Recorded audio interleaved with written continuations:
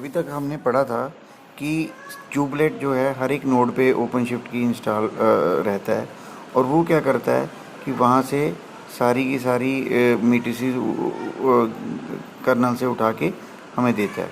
और उसको फिर क्या करते हैं, ये जो मीटिसिस स्टैक है इसमें हॉकलर, हीपस्टर और कैसेंड्रा, ये तीन का काम आगे आता है।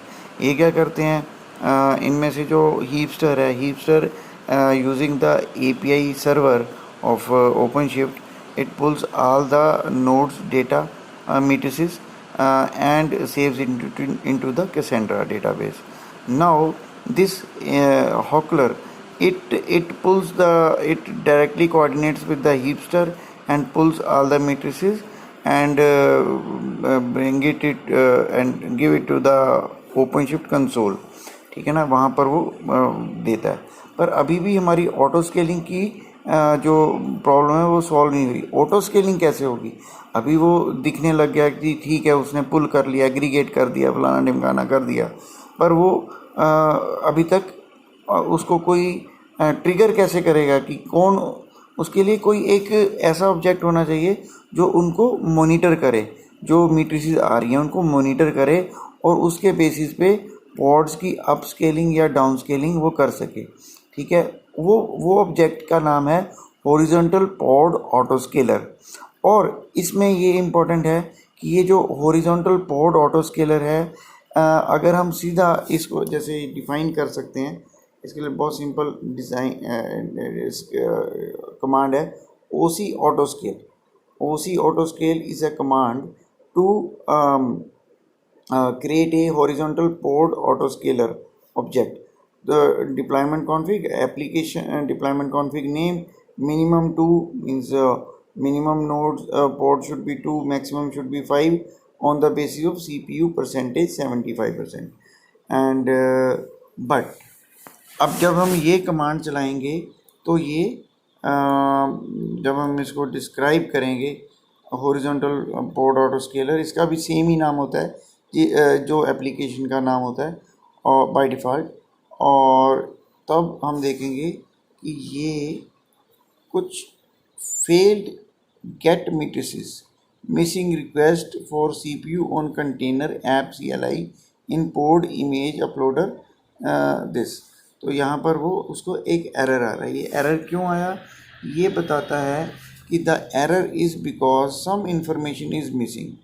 वो कौन सी इन्फॉर्मेशन मिसिंग है कि हमने उसमें ये तो बताया ही नहीं कि CPU जो हॉरिजॉन्टल पॉड ऑटो स्केलर है, object to scale up to 5 pods when CPU reaches 75%।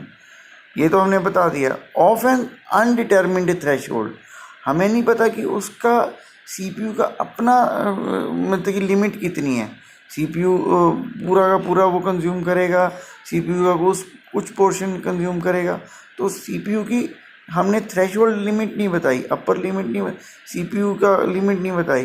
तो उसके लिए हमारा एक होता है रिक्वेस्ट कि हम उसमें बताते हैं रिसोर्स रिक्वेस्ट होता है, जिसमें हम बताते हैं कि minimum resource request provides the minimum amount of resources granted to the pod। ठीक है, अगर हमने उसमें बता दिया कि 400 milli cores are the minimum required resources, तो जो हमारा शेड्यूलर है उस पोड को उसी नोड पे बनाएगा जहाँ पर वो गारंटी कर सके कि मिनिमम 400 मिली कोर्स उसको CPU के अवेलेबल रहेंगे। ठीक है, और एक जैसे हम ये चीज़ बना देंगे उसके बाद वो प्रॉब्लम रिजॉल्व हो जाएगी और हमारा horizontal pod auto scalar work करना स्टार्ट कर देगा। पर इसके साथ ही एक और भी रिसोर्स है जो लिमिट सेट करता है। अब रिक्वेस्ट और लिमिट में क्या फ़र्क है? रिक्वेस्ट क्या करती है? मिनिमम बताती है कि मिनिमम रिसोर्सेज कितने उस पोड को मिलेंगे। ठीक है, बट मैक्सिमम लिमिट उसमें नहीं बताएगी कि 400 मिली कोर तो मिनिमम मिलेंगे, पर मैक्सिमम क्या पूरा का पूरा CPU खा जाएगा? नहीं। उसके लिए हम यहाँ पर बता सकते हैं रिसोर्स लिमिट में it sets the maximum amount of resources granted to the pond.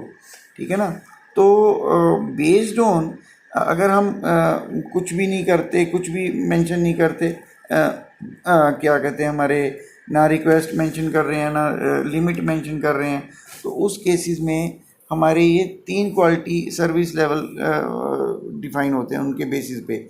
Best effort मतलब कि सी जो हमारा हमने ना तो रिसोर्स रिक्वेस्ट सेट की है ना लिमिट सेट की है, तो उस केस में क्या करेगा कि जो शेड्यूलर है वो अपने हिसाब से जितने भी मैक्सिमम वो रिसोर्सेज उसको दे सकेगा उतने वो एक पोर्ट को दे देगा। ठीक है ना। बस table, A request is set, इसमें क्या है, रिक्वेस्ट सेट है, यानी कि मिनिमम रिसोर्सेज रिक्वायरमेंट सेट है और मैक्सिमम नहीं सेट। ठीक है ना। तो ये कहता है कि most of the application should fall in this category only in बस टेबल। ग्रंटेड में दोनों चीज़ें सेट है, पर इनका नुकसान क्या है ग्रंटेड और बस टेबल का, कि setting a lower quantity of services gets the scheduler more flexibility. जितना हम ज़्यादा स्ट्रिक्ट उसको बताएंगे कि हमारी इतनी मेमोरी को रिक्वायरमेंट है, इतनी सीपीयू रिक्वायरमेंट है, उतना ही जो शेड्यूलर है उसके पास फ्लेक्सिबिलिटी कम रहेगी। और जितना हम उसको ज़्यादा छोड़ देंगे, खुला छोड़ देंगे, ना रिक्वेस्ट सेट करेंगे ना लिमिट सेट करेंगे, उतना ही वो ज़्यादा वो मतलब खुल के कहीं पर भी किसी भी नोड पे अपने पोर्ट्स जनरेट कर सकेगा, डिप्लॉयमेंट्स जनरेट कर सकेगा। और you can view the resource capacity on a node along with the requests and limits of the running pod on the node by running the command oc describe node name। ठीक है। Setting up CPU request, ये भी देख लेते हैं, ये important command है।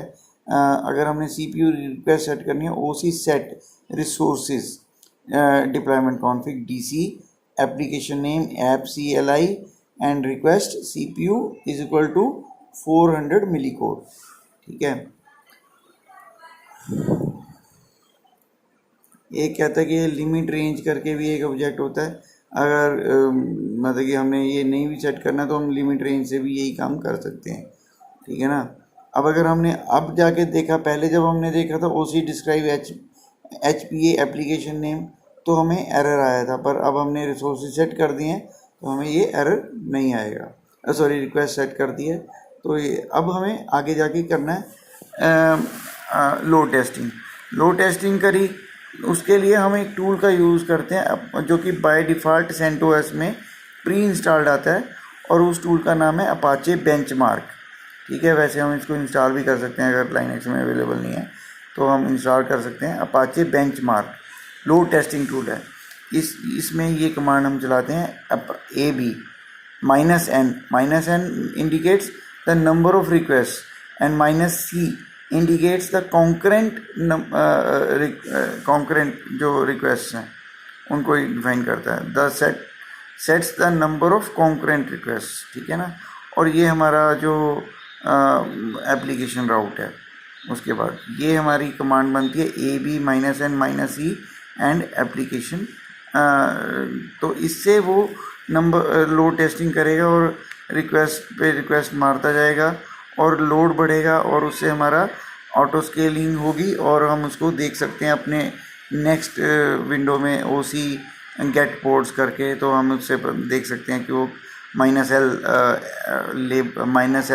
App is equal to app CLI हम लेबल मेंशन करके हम देख सकते हैं कि हमारे कितने पोर्ट्स जनरेट हो रहे हैं।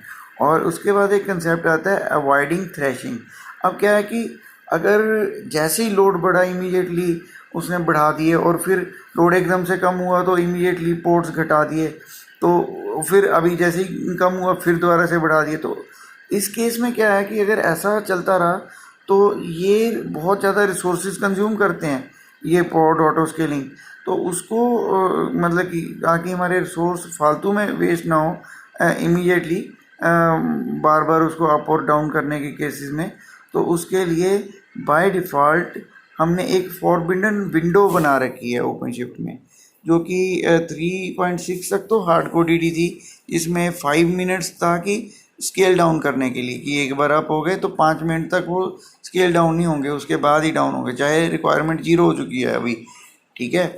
और इसी तरीके से 3 मिनट स्केल अप करने के लिए थी।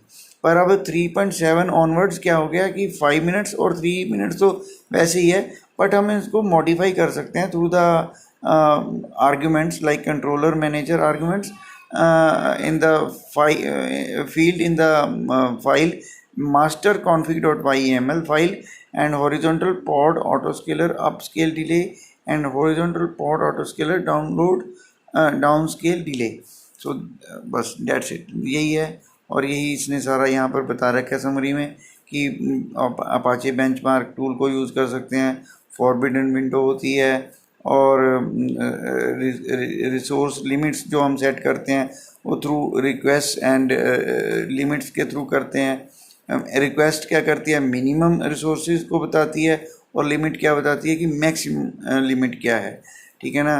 और मैट्रिसेस टैग हमें डिप्लाई करना पड़ता है, उसके बगैर हम मैट्रिसेस परफॉर्मेंस को नहीं देख सकते, और उसके बगैर हॉरिजॉन्टल, और उसको मॉनिटर कौन करता है, जो मैट्रिसेस आ जाते हैं उसको मॉनिटर करने के लिए ऑब्जेक्ट है हॉरिजॉन्टल पॉड ऑटो स्केलर, जो कि मॉनिटर करता है और मॉनिटरिंग के बेसिस पे वो पॉड्स की ऑटो स्केलिंग करता है। Thank you. Chapter finished.